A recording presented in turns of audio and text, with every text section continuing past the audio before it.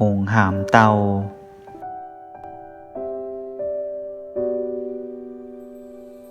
แต่กี้แต่ก่อนมีนกหงส์ผัวเมียพากันอาศัยอยู่ในป่าแห่งหนึ่งซึ่งแต่ละมื้อ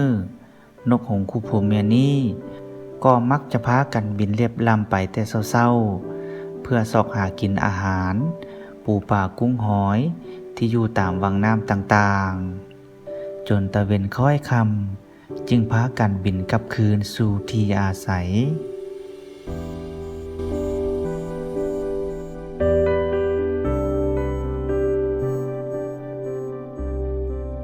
มีมื้อหนึ่งนกหงส์คู่ผัวเมียได้พากันบินไปพ่อหนองน้ำใหญ่ซึ่งมีปูปลากุ้งหอยเต็มหนองมื้อต่อมา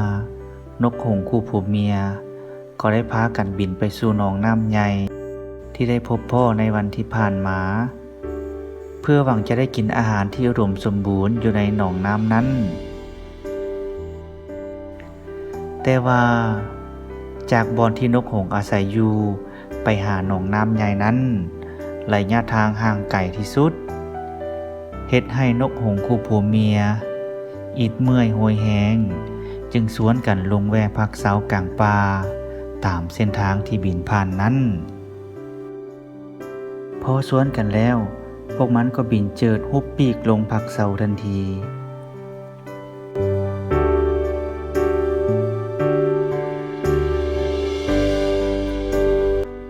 อยู่ที่นี่เป็นป่าดงพงไพรและมีหนองน้ำแห้งขอดบ่มีปูปลากุ้งหอยอันใดอาศัยอยู่ในหนองน้ำนี่เลยแต่อยู่แคมป์หนองน้ำบนนี้ยังมีเต่าตัวหนึ่งย่างเลาะคอดเคียหาอาหารการกินอยู่และจอบแนมเบิงปูปลากุ้งหอยหวังว่าจะเต้นจะบ้อนอยู่ในหนองแต่ก็บ่มีพอจะให้เต่าได้เห็นเลยเพราะหนองน้ำแห่งนี้ขาดเขินน้ำจนแห้งแล้งแห้งคอดหมดเสียแล้ว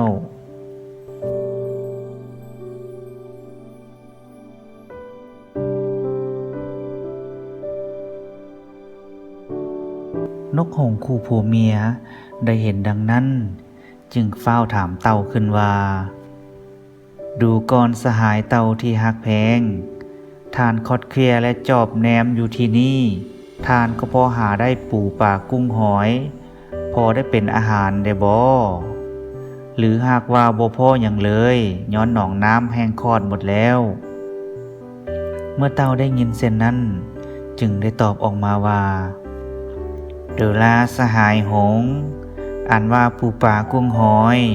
ที่เป็นอาหารประจำวันของข้อยนั้นแม่นอึดยากเต็มทีแล้วเพราะว่าหนองน้ำบนนี้บ่มีน้ำให้ปูปลากุ้งหอยได้อาศัยอยู่แล้วนกหงส์คู่ผัวเมียได้ฮู้ดังนั้นจึงเกิดมีความเมตตาสงสารต่อผู้ที่ตกทุกข์ได้ยากจึงได้ออกปากขันอาสาจะนำเอาเต่าไปโพดไว้ที่หนองน้ำซึ่งมีความอุดมสมบูรณ์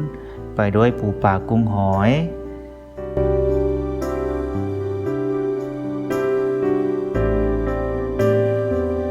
แล้วนกหงส์ก็ได้บอกกับเต่าว่ามีหนองน้ำแห่งหนึ่งที่อุดมสมบูรณ์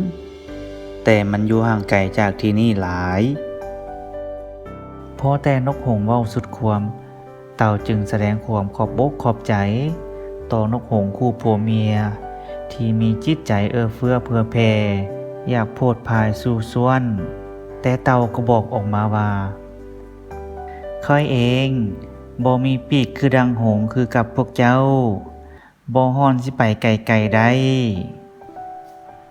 แล้วนกหงส์ก็เว้านำเต่าว่าถ้าท่านมีความประสงค์อยากไปอีหลีก็บ่ยากบ่ช้าหยังดอกเพียงแต่ปฏิบัติตามข้อดังนี้เวลาเดินทางไปนั้นระหว่างกลางทางถ้ามีหยังเกิดขึ้นห้ามเด็ดขาดบ่ให้ทานอาปากเว้าจาอันใดเป็นอันขาดเด้อฝ่ายเต่าจึงตอบนกหงส์ว่ายินดีปฏิบัติตามข้อกติกาทุกอย่างเมื่อเป็นเช่นนั้น นกหงส์จึงเฝ้าซอกหาเอางาไม้มาเฮ็ดไม้คานให้เต่าคาบเครื่องกลาง และนกหงส์คู่ผัวเมียก็คาบไม้คานนั้นคนละส่วน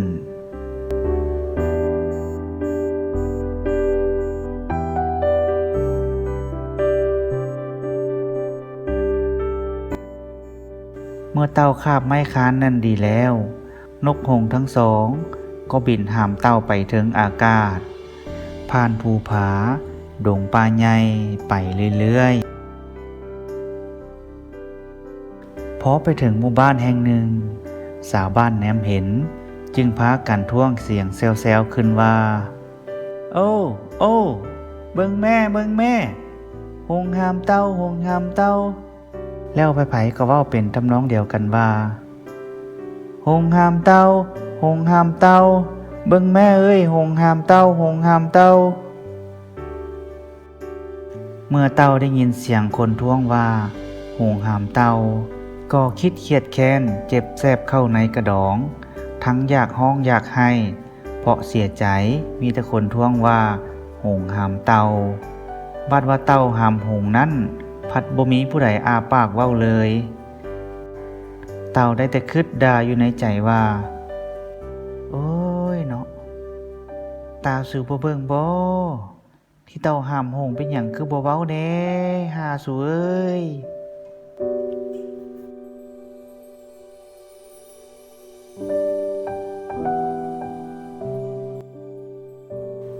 เต้าเครียดแฮงหลาย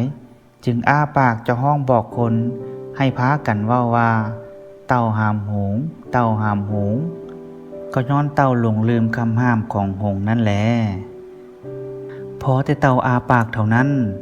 เต่าก็หลุดออกจากไม้คานหามจึงเฮ็ดให้เต่าตกลงสู่พื้นดินกระดองแตกเป็นสิ้นส่วนแล้วเต่าก็ตายทันที